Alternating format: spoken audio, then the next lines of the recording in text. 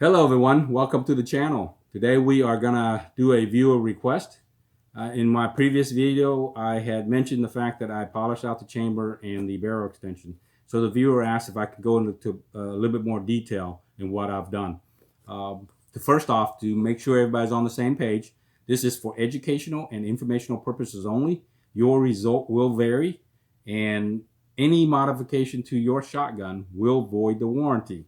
So with that in mind, if you are hesitant on doing something like this or not capable of doing something like this, make sure you get with a competent gunsmith and allow that person to make the modification for you.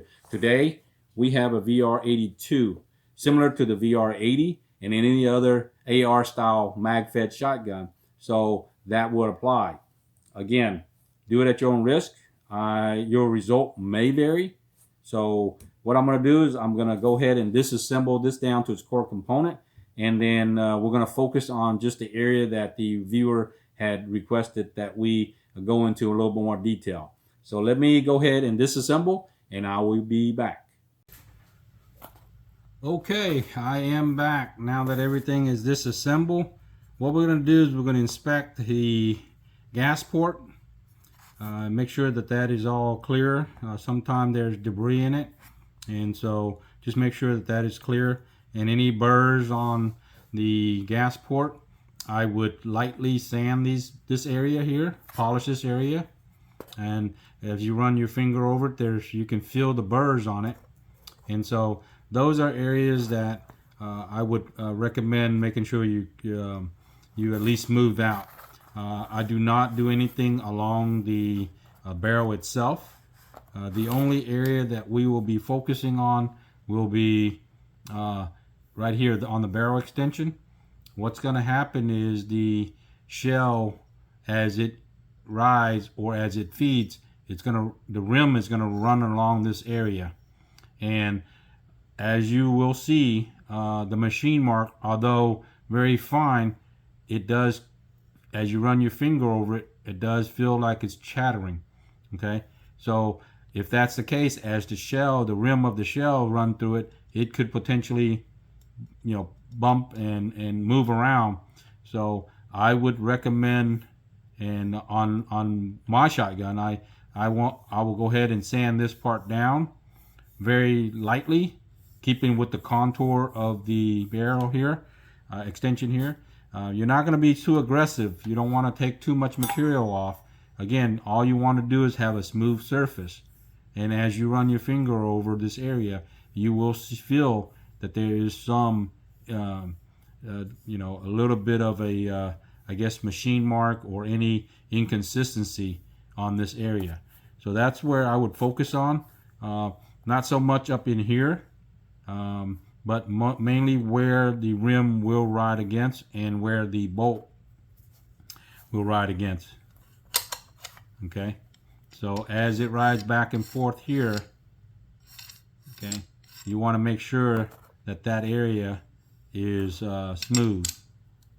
Okay, so that would be here. So as the bolt moves back and forth, and it's the extractor is grabbing onto that shell, it's going to want to ride and press against the barrel extension. So any imperfection or any machine mark could potentially cause it to snag or what, and possibly the extractor is not able to hold it until it hits the ejector here and flip the shell out. So just again, something to think about. What I'm going to do is I'm going to sand this area down, and it's not aggressive. I'm starting with the 150 here, and then working myself way up to 220 and 320, and then I will use Flitz polish and a Dremel to finish. The main thing here is you are going to be sanding against the machine mark. Okay, you don't want to be sanding it this way. You want to sand against it to take down the high spot all the way up to almost to the chamber. Okay, and then you will be polishing it this way. And since we are using flitz, is not so abrasive, it is just going to be polishing. Okay, it's not going to take a lot of the material off. It's just going to take some surface, but you're going to move that all the way up to where the chamber is. Okay, you want to make sure that you're moving it so that you are working across the machine mark and not with the machine mark. Okay, and the area in here in the chamber where the shell rests against, do not go past that area. Okay, you don't want to go in there and start taking material off or sanding in here, because then you'll have some issue with sealing. When the shell goes off, it needs to seal that area to have that gas go through here to work the action. So you don't want to mess with anything in here. Now you can polish, but you don't want to sand in here at all. Okay, you don't want to sand. Relatively smooth in here, not so bad that I'm probably not going to do anything right now. But it's pretty smooth inside the chamber. But as far as the extension, there's a lot of machine mark which can be sanded down and then polished.